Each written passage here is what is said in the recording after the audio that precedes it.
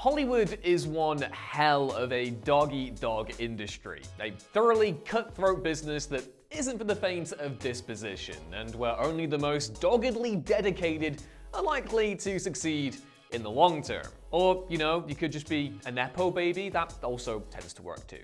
But until an actor reaches a certain level of fame, they're going to constantly lose out on roles. Far more than they actually book, in fact. But even when actors become surefire names in their own right, they can still lose a juicy role totally out of nowhere and for absolutely bonkers reasons. I'm Ewan, this is What Culture, and here's our list on actors who lost roles for insane reasons. First up, Bill Murray didn't check his voicemail. Who framed Roger Rabbit? Bill Murray fired his agents after becoming frustrated with their constant calls, instead deciding to set up an automated voicemail inbox where he could be contacted for potential movie roles. And because Murray only occasionally checked said voicemail, he would often end up missing out on roles, including the likes of Iron Man, The People vs. Larry Flint, The Squid and the Whale, Bad Santa, and Monsters, Inc. God damn it, Bill. But the big one, the hot tamale of roles that Murray lost out on, has to be Who Framed Roger Rabbit, as Murray was one of director Robert Zemeckis' initial picks to play Gumshoe protagonist Eddie Valiant, which of course ultimately went to the late and great Bob Hoskins. Nevertheless, it is easy to see how Murray could have been a brilliant Valiant, and the actor seemingly agreed, as he stated that it's the only lost movie role he's truly ever regretted missing out on. And yet, he's really only got himself to blame here. Such is the price of a quiet life without agents constantly breathing down your neck and going, "Bill, do you want to play this role?" I imagine that's how he got sick of them. And also, not that I think anyone could have done better than the inimitable Bob Hoskins, whose performance in Roger Rabbit makes the film more than the animation itself. An actor more committed to the bit, you will not find. And now for something truly boggling. Kathy Bates, quote, "wasn't believable as romantic." Frankie and Johnny. When Gary Marshall was casting the female lead for his 1991 romantic dramedy Frankie and Johnny, he rejected Kathy Bates, who was fresh off the best reviews of her career in Misery. As Bates revealed in a recent Vanity Fair interview, Marshall turned down Bates because he couldn't picture her playing a romantic lead. Bates said that, quote, "he couldn't make the leap that people would see me on screen kissing someone. Me, actually kissing a man on screen. That would not be romantic." It's an especially odd bout of logic given that Bates actually originated the role of Frankie in the original off-Broadway play Frankie and Johnny in the Clair de Lune just 4 years prior. What the hell? Bates even received rave reviews for her performance on stage, and so the prospect of her being unbelievable in the movie adaptation doesn't really make any sense at all, goddamn. But Hollywood being Hollywood, they of course cast one of the most conventionally attractive actresses of the era, Michelle Pfeiffer, in the role opposite Al Pacino's Johnny, for which she received a Golden Globe Best Actress nomination. And obviously we love Michelle Pfeiffer, but this whole saga just reeks of ugly, outmoded Hollywood misogyny. Coming up next, Ryan Gosling gained 60 pounds without telling anyone. The Lovely Bones. So, generally speaking, an actor and director will get on the same page about a character's physical appearance during the early stages of pre-production. But that's basically the exact opposite of what happened on The Lovely Bones. Ryan Gosling won the role of Jack Salmon, great name, the father of teen protagonist Susie, played by Saoirse Ronan, but also had concerns about his age, namely whether, at just 26 years of age, he would be convincing as the father of a 14-year-old, which, I don't really know what anyone was thinking with that. And so, with director Peter Jackson being difficult to contact during pre-production due to the complexity of the project, Gosling went off on his own accord and gained 60 pounds, primarily by chugging down melted Haagen-Dazs ice cream. Either that, or it was just good cover for the obligatory quarter-life crisis we all get at the end of our 20s, but I digress. When Gosling turned up on set overweight, Jackson immediately fired him, which is an amazing scenario to play out in your head, like, "Hey Petey, I'm here," and Peter Jackson just doing the Tom DeLonge like WTF face from the First Date music video, and Gosling just being like, "What? What?" To Gosling's part, he seems to harbor no hard feelings about it, saying that, quote, "I'd gotten it wrong. Then I was fat and unemployed." The role of Jack was swiftly recast with Mark Wahlberg, who, while not nearly the actor that Gosling is, was certainly a, far more age-appropriate pick. One of the most intriguing movie what-ifs now, Michael Keaton's marriage made Michelle Pfeiffer uncastable. Batman 1989.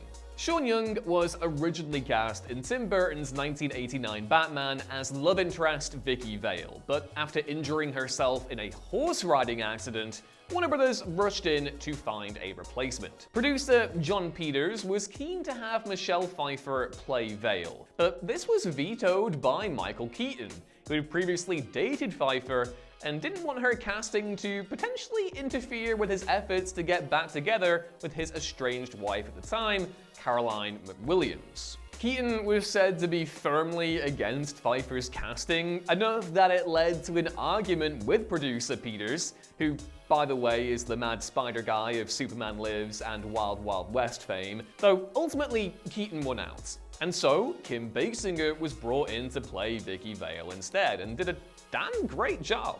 As for Keaton's marriage, well, he and McWilliams divorced in 1990, leaving the door wide open for Pfeiffer to play Catwoman in 1992's sequel Batman Returns, aka the best live-action Batman movie, without repeating the same drama.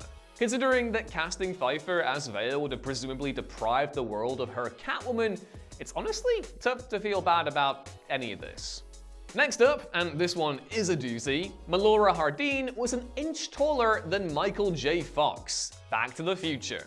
In Back to the Future, the role of Marty McFly's girlfriend Jennifer was originally set to be played by Melora Hardin, best known today for playing Jan Levinson on The Office. However, Hardin was replaced before she could shoot any scenes due to a majorly unexpected set of circumstances. As pretty much every Back to the Future fan will know by now, 5 weeks into the shooting of the original film, it was decided that original Marty actor Eric Stoltz was the wrong choice for the character, and so he was recast with original choice Michael J. Fox, requiring most of his scenes to be entirely reshot. This, unfortunately, had a knock-on effect to Hardin's involvement due to her being an inch taller than Fox. And get this, a poll was taken of female crew members, most of whom felt that Marty shouldn't be shorter than his girlfriend, which was described as emasculating. And so Hardin was replaced with Claudia Wells,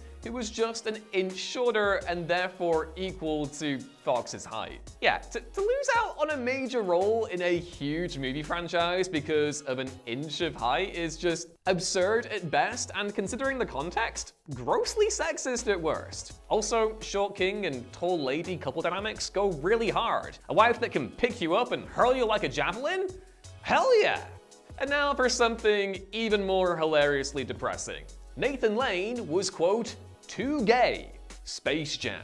In a recent interview with Vanity Fair, the great Nathan Lane revealed that he was originally up for a part in the iconic sports comedy Space Jam, namely as Michael Jordan's publicist and assistant Stan Podolak, as was eventually played by Seinfeld and Jurassic Park's Wayne Knight. As for why Lane wasn't welcome to the Jam, well, he was told that director Joe Pytka saw him hosting the Tony Awards and consequently deemed him too gay to play the role. Let's just process that for a second. Too gay for Space Jam, a movie starring drag queen royalty Bugs Bunny. To quote a beloved rooster, Joe Pytka's head is about as sharp as a bowling ball. If you need someone to do a new Foghorn Leghorn in an upcoming movie, that was me putting my foot out there. Oy. Yeah, it's tough to parse the logic there, and while Lane joked that at least he didn't have to star in Space Jam as a result, and Sorry, fellow 90s kids, but that movie is not good and also totally annoyingly overshadows the far superior Looney Tunes movie, Back in Action. He added on a more serious note about the industry that, quote, homophobia is alive and well still. Ultimately, Wayne Knight did a fine job playing MJ's oafish publicist, who we all remember gets the fart death moment. But the reasoning for rejecting Lane is really Porky Pig-headed at best. Next up, the Mouse House oversteps. Disney didn't want Brenda Song in the film. Gran Torino. Brenda Song rose to prominence in Hollywood through her work with Disney, namely starring in 2006's action film Wendy Wu, Homecoming Warrior, and playing London Tipton in The Sweet Life of Zack and Cody. Song's transition into more mature, serious roles came with her role in David Fincher's The Social Network in 2010, where she played Eduardo Saverin's girlfriend, Christy Lee. However, Song recently revealed that her breakthrough was originally set to come a few years earlier, when she was in talks to play an unspecified role in Clint Eastwood's 2008 drama, Gran Torino. However, because the part involved a sexual assault scene, the ever image-averse Disney refused to let Song, who was still under contract and working on The Sweet Life, accept the role.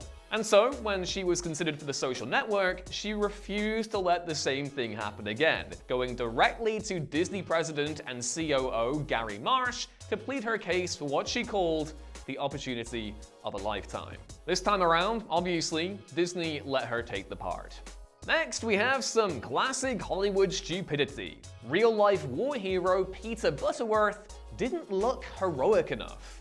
The Wooden Horse. When the 1950 World War II film The Wooden Horse was being cast, actor Peter Butterworth, later known for his appearances in many Carry-On films, auditioned to play one of the prisoners of war. However, he was turned down for this role because the film's producers felt that he didn't look convincing or heroic enough. Fair, you might say, except the both hilarious and sad truth is that Butterworth actually participated in the real-life prison escape that's depicted in the film.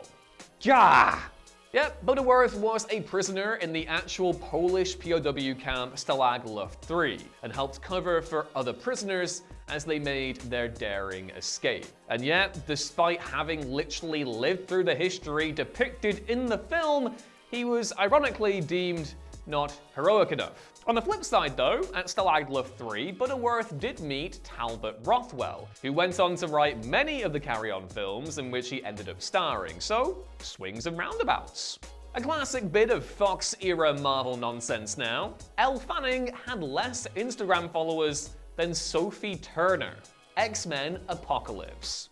In a 2023 interview, Elle Fanning revealed to Variety that she missed out on a large blockbuster franchise role due to not having enough Instagram followers. Though Fanning declined to disclose the precise film, it's largely accepted that she was talking about X-Men Apocalypse, given that this is the only major blockbuster she has ever been reported as being in the running for.